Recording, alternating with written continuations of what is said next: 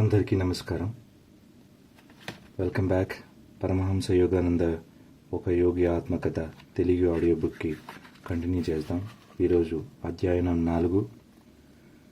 హిమాలయాలకు పారిపోతుంటే ఆటంకం. ఏదో ఒక చిన్న వంక పెట్టి నీ తరగతి గదిలోంచి బయటికి వచ్చాయి. ఒక గుర్రబండి కుదుర్చుకో.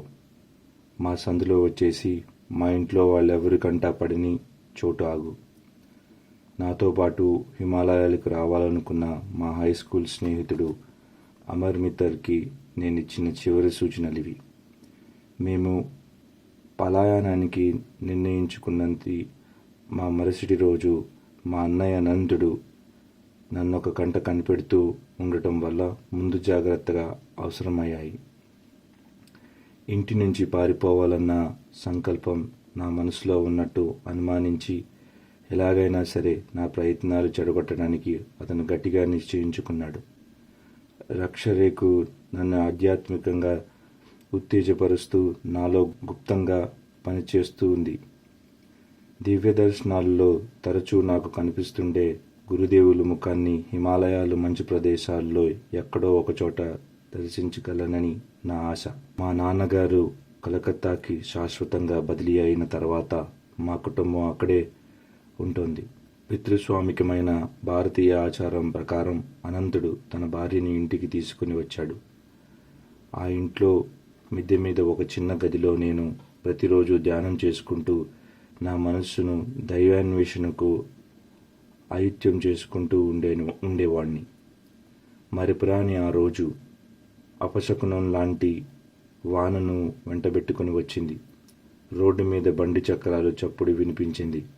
అమర్ వచ్చేశాడని నేను గబగబా ఒక దుప్పటి, చెప్పుల జోడి, 2 అంగోస్త్రాలు, ఒక జపమాల, లాహరి మహాశయులు ఫోటో, భగవద్గీత పుస్తకము కలిపి మూట కట్టి మా 3వ అంతస్తు కిటికీలోంచి బయటికి విసిరేశాను.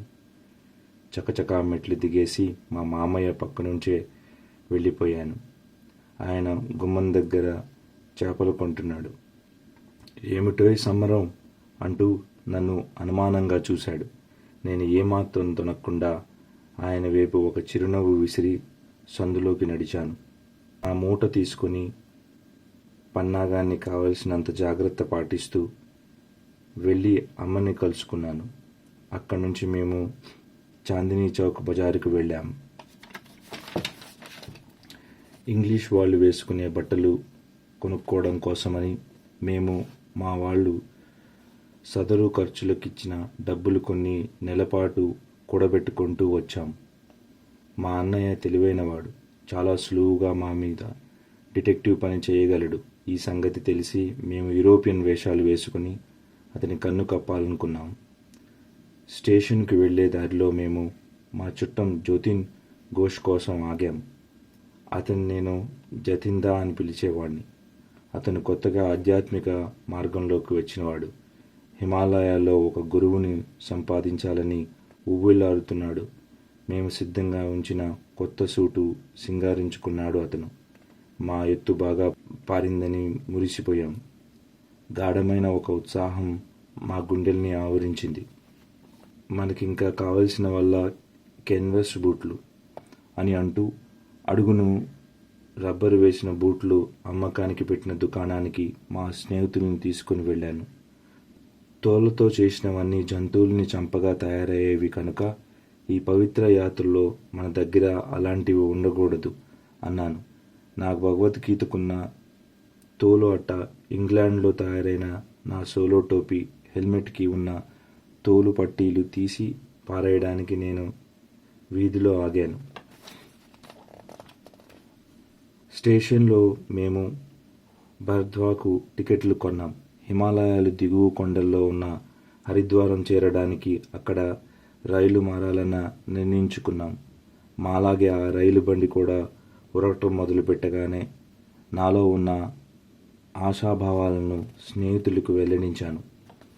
ఒక్కసారి ఊహించుకోండి, గురువు మనకి దీక్ష ఇస్తారు, మనం సమాధి స్థితి అనుభవం పొందుతాము. ఇప్పుడు మన శరీరాలకు వచ్చే దివ్యమైన ఆకర్షణ శక్తి వల్ల హిమాలయాల్లో ఉండే క్రూరమృగాలు మన దగ్గరికి సాధు జంతువుల్లాగా వస్తాయి. మన లాలింపు కోసం ఎదురుచూస్తూ పులులు పెంపుడు పిల్లుల్లా ఉంటాయి. అలంకరికంగాన అక్షరాల 2 విధాల సమ్మోహకరమైన భవిష్యత్తార్పి స్థితిని చిత్రిస్తూ నేనన్న ఈ మాటలకు అమర్ పెదవుల మీద ఉత్సాహంగా చిరునవ్వులు విరిసింది. కాని జతిందా చూపు తప్పించాడు. వెనక్కి పరుగులు తీస్తున్న నేలవైపు కిటికీలోంచి చూపు సారించాడు. ఉన్న డబ్బు 3 వాటాలు వేయాలి. చాలాసేపు మౌనంగా ఉన్న తర్వాత జతిందా చేసిన సూచన ఇది. బర్ద్వాన్లో మనం ఎవరి టికెట్ వాళ్లే కొనుక్కోవాలి. అలాగైతే మనం అందరం కలిసి పారిపోతున్నామన్న సంగతి స్టేషన్లో ఎవరూ కనిపెట్టలేరు అన్నాడు. నేను ఏమీ అనుమానించకుండా అతని సూచనకు ఒప్పుకున్నాను. మునిమాపు వేళకు మా బండి బర్ద్వార్లో ఆగింది. జతిందా టికెట్లో ఆఫీసులోకి వెళ్ళాడు. అమర్ నేను ప్లాట్ఫారం మీద కూర్చున్నాం. 15 నిమిషాల సేపు అలా కాసుకొని ఉండి అప్పుడింకా వృధాగా వాకబ్బులు మొదలుపెట్టాం. అన్ని వైపులు వెతుకుతూ ఎంతో గాబరగా జతిందా కోసం పేరు పెట్టి అరవడం మొదలుపెట్టాం. కానీ అతను ఆ చిన్న స్టేషన్ చుట్టూ ఆవరించిన చీకటిలో కలిసిపోయాడు. నేనొక విచిత్రమైన స్తబ్దకు లోనయ్యాను. నా ధైర్యం పూర్తిగా సడిలిపోయింది.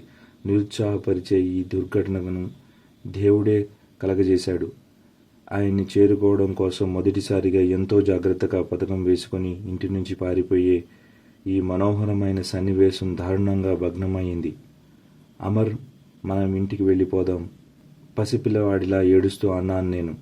జతిందా ఇంత నిర్దయంగా వెళ్ళిపోవడం మనకి అపశకనం. ఈ ప్రయాణం దెబ్బతినక మానదు అన్నాను. దేవుడి మీద నీకున్న ప్రేమ ఇదేనా? ఒక దగాకోరి స్నేహితుడు చిన్న పరీక్షకే నిలబడలేవా అన్నాడు అమర్. ఇది దేవుడి పెట్టిన పరీక్ష అన్న సంగతి అమర్ మాటల్లో ధ్వనించడంతో నా గుండె కుదుటపడింది. సీతాభోగ్, అమ్మవారి నైవేద్యంకు, మోతీచూర్ మిఠాయి బూందీకు బర్ద్వాన్ పెట్టింది పేరు. అప్పటికి అవి తిని సేద తీర్చుకున్నాం. మరికొన్ని గంటల్లో బైరేలీ మీదుగా హరిద్వారం వెళ్ళడానికి బండి ఎక్కాం. మర్నాడు మొఘల్ సరియాల్లో బండ్లు మారడానికి ప్లాట్ఫారం మీద కాసుకుని కూర్చుని చాలా ముఖ్యమైన విషయం మాట్లాడుకున్నాం. అమర్ కాసేపట్లో రైల్వే ఉద్యోగులు వచ్చి మనకి గుచ్చి ప్రశ్నలు వేయవచ్చు. మా అన్నయ్య తెలివిని నేను ఏమాత్రం తక్కువగా అంచనా వేయడం లేదు. ఫలితం ఏమైనా సరే నేను మాత్రం అబద్ధం ఆడను అన్నాను. ముకుందా, నేను నిన్ను కోరేదల్లా నిబ్బరంగా ఉండమని. నేను మాట్లాడుతుంటే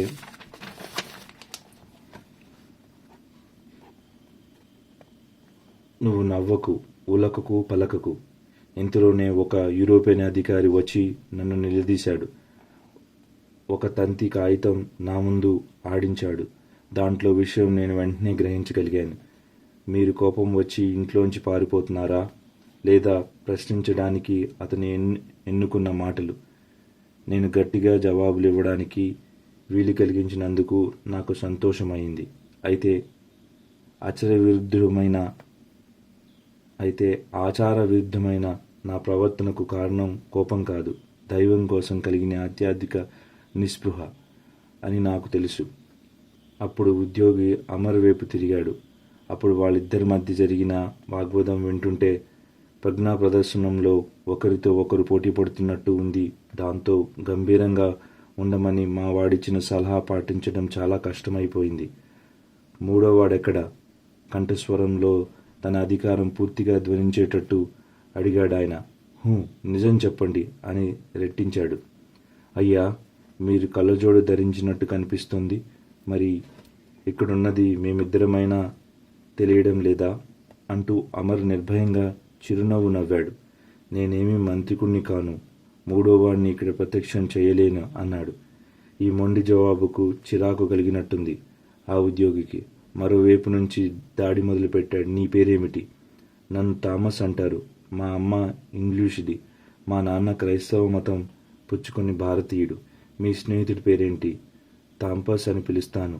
అంతవరకు నాలో అణిచిపెట్టుకున్న కులుకు దాంతో పై స్థాయికి చేరుకుంది. అదృష్టవశాత్తు అప్పుడే బయలుదేరడానికి సిద్ధంగా కూతకూస్తున్న రైలు బండి వైపు నడిచాను నేను.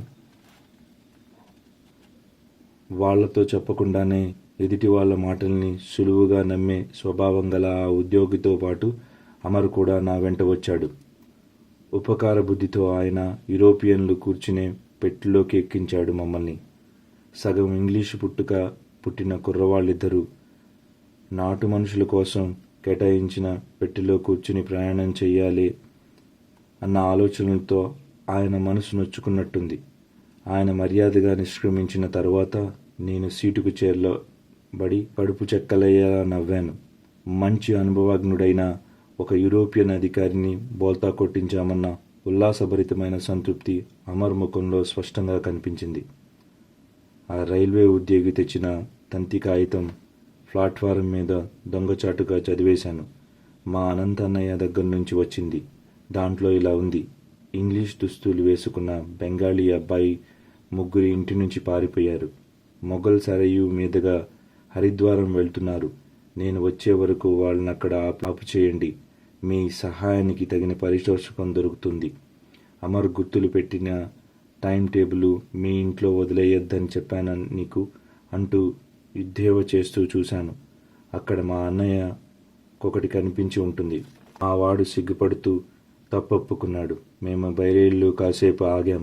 అక్కడ మా కోసం ద్వారకా ప్రసాద్ కాసుకొని ఉన్నాడు. అనంతైన ఇచ్చిన తంతి చేత్తో పట్టుకుని మమ్మల్ని అక్కడ ఆపేయడానికి గట్టిగా ప్రయత్నించినాడు ద్వారక. అయితే మేమల్ని పారిపోవాలన్న ప్రయత్నం ఏదో సరదాకి తలపెట్టింది కాదని వాడికి నచ్చజెప్పాను. మాతో పాటి వాణ్ణి కూడా హిమాలయాలకు వచ్చేయమన్నాం. కానీ కిందటిసారిలాగానే వాడు రానన్నాడు. ఆ రాత్రి మా బండి ఒక స్టేషన్లో ఆగి ఉండగా మరో రైల్వే ఉద్యోగి వచ్చి అమ్మని లేపాడు. నేనిప్పుడు సగం నిద్రలో ఉన్నాను. ఆయన కూడా ఈ థామ్స్ల సంకర జాతి అక్షరాలకు లోబడి మోసపోయాడు. ఆ రైలు బండి తెల్లవారేసరికి మమ్మల్ని విజయవంతంగా హరిద్వారం చేర్చింది. రాజటీవీలో నిలిచిన కొండల దూరం నుంచి మమ్మల్ని రమ్మని పిలుస్తున్నాయి. స్టేషన్లోంచి బయటికి దూసుకొని వచ్చి స్వేచ్ఛగా సంచరిస్తున్న నగర ప్రజల్లోకి వచ్చి పడ్డాం. అనంతాయన ఎలాగూ మా యూరోపియన్ వేషం పసిగట్టేశాడు కనుక మేము చేసిన మొట్టమొదటి పని బట్టలు మార్చేసి దేశవాళీ దుస్తులు వేసుకోవడం. పట్టుబడిపోతామన్న కించ నా మనసులో పీకుతూనే ఉంది. వెంటనే హరిద్వారం విడిచి వెళ్ళిపోవడం మంచిదని అక్కడికి ఉత్తరాన ఉన్న ఋషికేశం వెళ్ళడానికి టికెట్లు కొనుక్కున్నాం. చిరకాలంగా ఎంతోమంది మునీశ్వర్లు పాదస్పర్శతో పునీతమైన భూమి ఋషికేశం. అప్పటికే నేను బండెక్కేశాను. అమర్ మాత్రం వెనకబడి ఇంకా ప్లాట్ఫారం మీద ఉన్నాడు. ఒక పోలీస్ కేకతో వాడు టకీమని అక్కడ ఆగిపోయాడు. మాకు ఇష్టం లేకపోయినా మా సంరక్షకుడిగా వెంట తగిలిన ఆ పోలీస్ అధికారి మమ్మల్ని ఒక పోలీస్ స్టేషన్కు బంగళాకు నడిపించి మా దగ్గర ఉన్న డబ్బు స్వాధీనం చేసుకున్నాడు. మా అన్నయ్య వచ్చేదాకా మమ్మల్ని అక్కడ ఆపు చేసి ఉంచడం తన విధి అని మర్యాదగా చెప్పాడు. తప్పించుకు తిరుగుతున్న మేము చేరదలిచిన గమ్యం హిమాలయాలని తెలిసి ఆ అధికారి ఒక విచిత్రమైన కథ చెప్పాడు. మీకు సాధువులు పిచ్చి పట్టినట్టుంది. నిన్ననే నేను ఒక సాధువును చూశాను. ఆయన కంటే గొప్పవాడిని మీరెన్నటికీ చూడలేరు. నేను నాతో పనిచేసే మరో ఆఫీసరు 5 రోజుల క్రితం మొదటిసారిగా ఆయనకి తారసపడ్డాం. ఒక కూనీకోరి కోసం తీవ్రంగా గాలిస్తూ గంగ ఒడ్డున పహారా కాస్తున్నాం మేము. వాడి బతికుండగానే సరే చచ్చినా సరే పట్టి తెమ్మని మాకు హుకుము జారీ అయింది. యాత్రికుల్ని దోచుకోవడానికి వాడు సాధువులా మారువేషాలు వేస్తాడని పేరు. మాకు కొంచెం దూరంలో ఆ నేరస్తుడి పోలికలు సరిపోయే మనిషి ఒకడు కనిపించాడు. ఆగమని మేము హెచ్చరిక చేసినా ఆ మనిషి ఖాతరా చేయలేదు. అతని మీద పడి పట్టుకోవడానికి మేము పరిగెత్తాం. అతని వెనకాల వెళ్ళి నా గొడ్డలితో మంచి బలంగా ఒక వేటు వేశాను. దాంతో అతని కుడి చేయి దాదాపు పూర్తిగా ఊడిపడేంతగా తెగిపోయింది. నోరు విప్పి అరవడం కానీ దారుణమైన ఆ దెబ్బ వైపు చూడటం కానీ చేయకుండా ఆ మనిషి ఇంకా చురుగ్గానే నడిచిపోతుండడం మాకు ఆశ్చర్యం కలిగించింది. మేము ఆయన ఎదుటికి ఉరికేసరికే నిదానంగా ఇలా అన్నాడు. మీరు గాలిస్తున్న కూనికోరు నేను కాదు. దేవుడు లాంటి ఒక ఋషిని గాయపరిచినని తెలిసేసరికే అవమానంతో కుంగిపోయాను.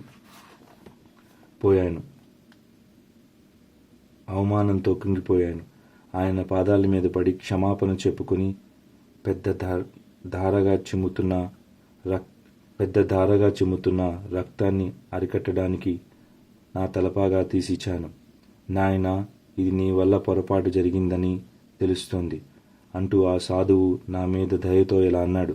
వెళ్ళు, నిన్ను నువ్వు తిట్టుకోకు. ప్రేమామయరాలైన ఆ జగన్మాత నన్ను జాగ్రత్తగా చూసుకుంటుందిలే.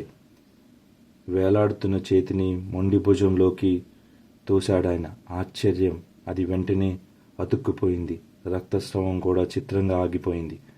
3 రోజులు పోయాక నా దగ్గరికి రండి. అదుగో ఆ చెట్టు కింద ఉంటాను. గాయం పూర్తిగా మానిపోవటం మీరే చూస్తారు. అప్పటికి మీరు పశ్చాత్తాపడనక్కర్లేదు. నిన్న నేను నాతో పాటు పనిచేసే ఆఫీసరు కలిసి ఆయన చెప్పిన చోటిగా ఆత్రంగా వెళ్ళాం. సాధువు అక్కడే ఉన్నాడు. తన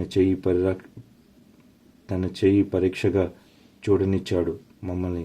దాని మీద ఒక మచ్చ లేదు, గాయమైన జాడలేదు.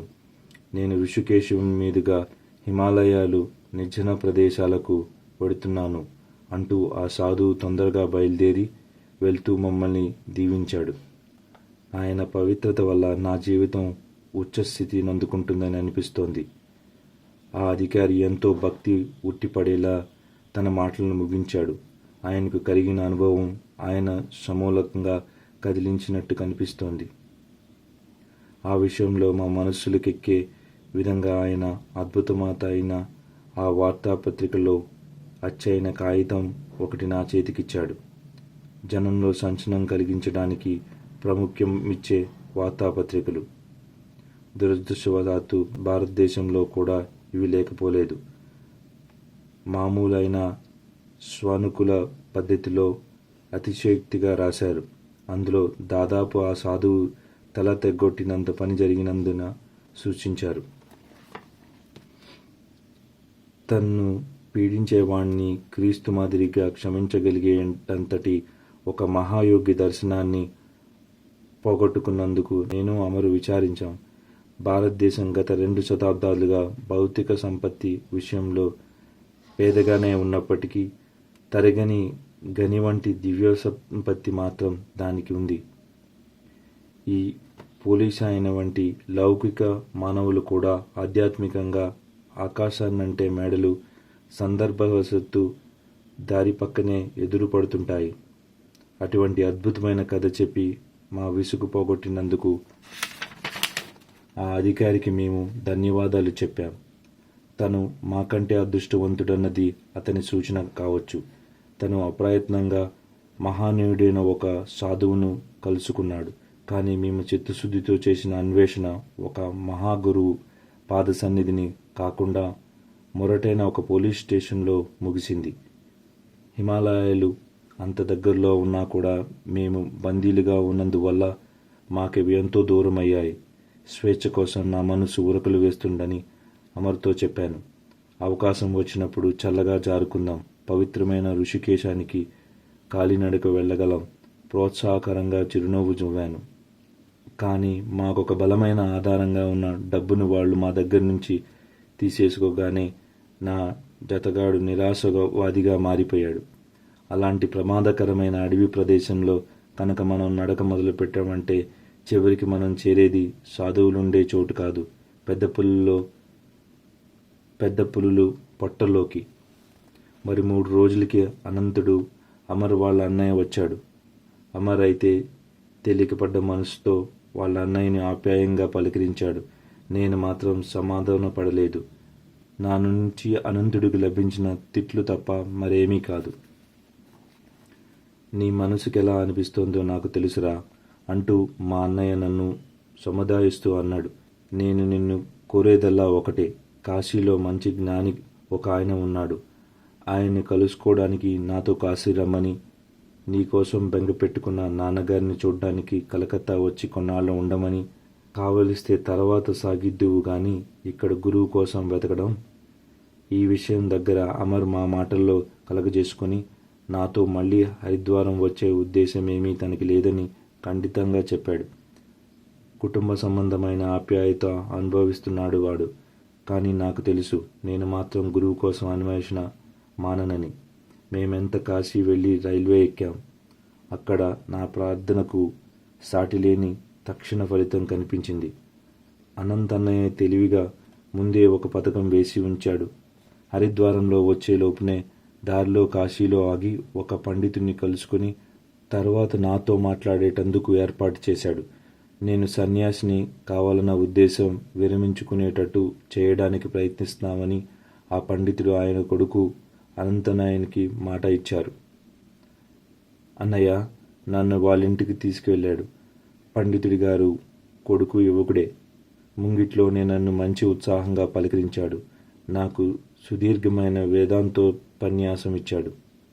తనకు దివ్యదృష్టి వల్ల నా భవిష్యత్తు తెలుసుకుని నొక్కి చెప్పి సన్యాసిని కావాలన్న నా ఉద్దేశాన్ని చులకనగా కొట్టిపారేశాడు. నీ మామూలు బాధ్యతలను విడిచిపెట్టాలన్న పట్టు మీద కనుక నువ్వు ఉన్నట్టయితే నీకెప్పుడూ దురదృష్టి మీద ఆపురిస్తుంది.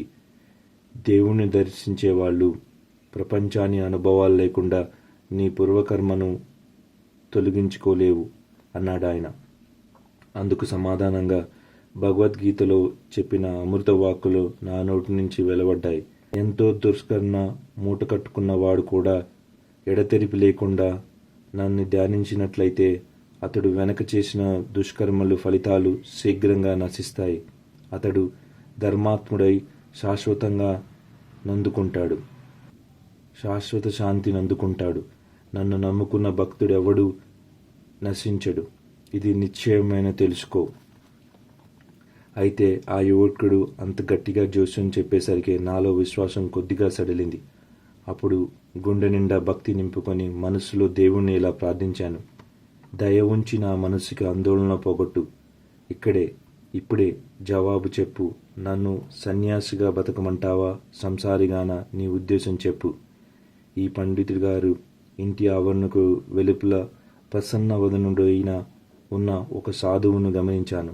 దివ్యదృష్టి కలవనని చెప్పుకునే ఈయనకున్న నాకు తీవ్రంగా జరిగిన సంభాషణ ఆయన వినే ఉంటాడన్నది నన్ను తన దగ్గరికి పిలవడంతో అర్థమైంది. ప్రశాంతమైన ఆయన కళ్ళలోంచి బ్రహ్మాండమైన శక్తి ఒకటి వెలువడుతున్నట్టు నాకు అనుభూతి కలిగింది. బాబు, ఆ అజ్ఞాని మాటలు చెవిని పెట్టకు. నీ ప్రార్థనకి జవాబుగా ఈ జన్మలో నీకు నిర్ణయమైన ఏకైక మార్గం సన్యాసమేనని నీకు నమ్మకంగా చెప్పమని భగవంతుడు నాతో అంటున్నాడు. ఖచ్చితమైన పరిష్కారంలో వచ్చిన ఈ సందేశాన్ని వినగానే నాకు ఆశ్చర్యమై కాదు, కృతజ్ఞతాభావం కూడా వెల్లుబుక్కింది. సంతోషంగా చిరునవ్వు నవ్వాను. ఆ మనిషి దగ్గర నుంచి వచ్చేయ్ అంటూ ముంగిట్లోంచి అజ్ఞాని నన్ను పిలుస్తున్నాడు. ఋషితుల్యుడైన నా మార్గదర్శకుడు ఆశీర్వాద సూచకంగా చెయ్యి ఎత్తి మెల్లగా వెళ్ళిపోయాడు. నువ్వెంత పిచ్చివాడువో ఆ సాధువు అంత పిచ్చివాడు. ఇంత మనోహరమైన వ్యాఖ్య చేసినవాడు తలనిరిసి పండితుడు ఆయన కొడుకు నా వైపు సానుతాపంగా చూస్తున్నారు. అతను కూడా దేవుడి కోసం అనిశ్చితమైన అన్వేషణలో పడి ఇల్లు విడిచిపెట్టేశాడని విన్నాను. నేను ఆ వైపు నుంచి తిరిగిపోయాను. ఈ ఇంటి వాళ్ళతో నేను ఇంకేమి మాట్లాడదలుచుకోలేదని అన్నయ్యతో చెప్పేశాను. దాంతో అతను నిరుత్సాహపడి వెంటనే వెళ్ళిపోవడానికి ఒప్పుకున్నాడు. వెంటనే మేము కలకత్తా వెళ్ళే రైలు ఎక్కాం. చాప్టర్ 4 హిమాలయాలకి పారిపోతుంటే ఆటంకం. పార్ట్ టూని కంటిన్యూ చేద్దాము. ధన్యవాదాలు. నమస్తే.